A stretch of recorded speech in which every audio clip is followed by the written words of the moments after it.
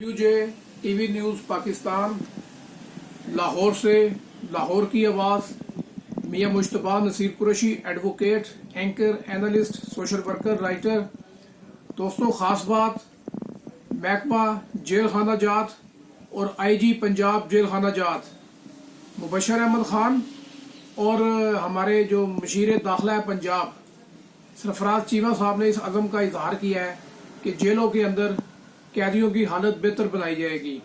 जेलों के अंदर जदीद टेक्नोलॉजी जो है वो मुहैया की जाएगी और मुलाजमीन के लिए और कैदियों के लिए बेहतर सहूलतें जो है वो मुहैया की जाएंगी। बहुत अच्छा इकदाम है।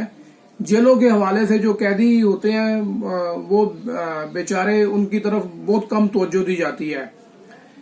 जेलों के हवाले से मलिक मेराज खालिद साहब जो थे एक्स वज़ीर आज़म पाकिस्तान, उन्होंने अंजुमन इख्वान इस्लाम के तहत प्रोग्राम शुरू किया था।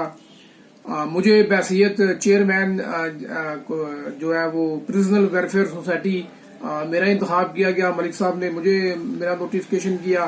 हमने जेलों के ऊपर बड़ा काम किया।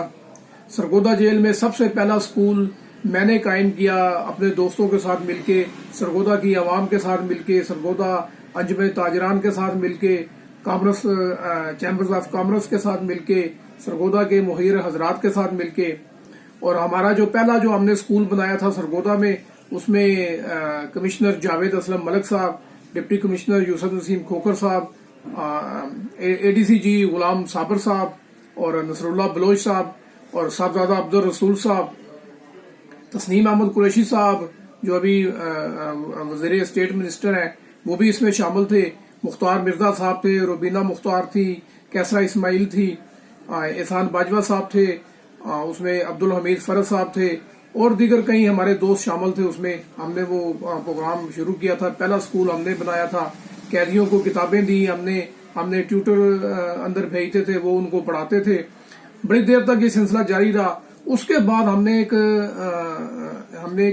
जो खवातीन कैदी थी उनका सरगोदा के हवाले से वो भी हमने ही पहला दस्तकारी स्कूल कायम किया। खवातीन कैदियों को जो है ना उनको कढ़ाई सिखाई के लिए कि ये इनको रोजगार मुहैया किया जाए। यहाँ से जेलों से बाहर जाने के बाद वो अपना रोजगार जो है ना वो बना सके। तो सबसे पहला जो दस्तकारी सेंटर था सरगोदा जेल में वो हमने कायम किया। मलिक मेराज खालिद साहब की सरपरस्ती में कायम किया गया। उस वक्त बहुत बड़ा नाम सोशल वर्कर थी, अब भी हैं, मिनिस्टर थी सोशल वेलफेयर की अतीको रहमान, शाहीन अतीको रहमान साहबा, वो सरगोदा जेल में हमारी दावत पे तशरीफ लाई। डिप्टी डीसीओ साहब थे उस वक्त एहसन इकबाल साहब, वो तशरीफ लाए। इफ्तिखार चीमा साहब थे, मुख्तार मिर्जा साहब थे, रुबीना मुख्तार थी, उसमें कैसरा इस्माइल थी, उसमें किशोर मजारी थी, शेख अदरीस साहब थे, हाजी अब्दुल रहमान साहब थे, उसमें साहबजादा अब्दुल रसूल साहब शामिल थे। बड़े तालीमी लोग, समाजी लोग उसमें शामिल हुए। तो हमने वहाँ पे सिलाई मशीनें दी। हमने बाकायदा वहाँ पे उस वक्त मलिक ज़ियाउल्लाह साहब थे सुप्रिटेंडेंट जेल, उन्होंने हमें एक वो खवातीन का एक कमरा दिया। उसमें हमने मशीनें वगैरह लगा के दी उनको जो जरूरी सामान था वो साथ दिया और हमने ये सिलसिला शुरू किया जिसका बाकायदा इफ्तिताह हुआ। ये शाहीन अतीको रहमान साहब हैं, इसमें तस्नीम अहमद कुरैशी साहब भी मौजूद हैं जो इस वक्त स्टेट मिनिस्टर हैं। ये शाहीन अतीको रहमान जब सरगोदा जेल में आई थी तो बैसियत चेयरमैन मियां मुश्तबा नसीर कुरैशी मैं भी साथ मौजूद हूँ। तो ये वो ओपनिंग तकरीब थी जिसमें हमने सरगोदा में पहला इख्वान दस्तकारी सेंटर कायम किया था। तो ये जो पंजाब हुकूमत अब काम कर रही है, ये काम हमने 20-25 साल पहले शुरू कर दिए थे और अब भी जारी है।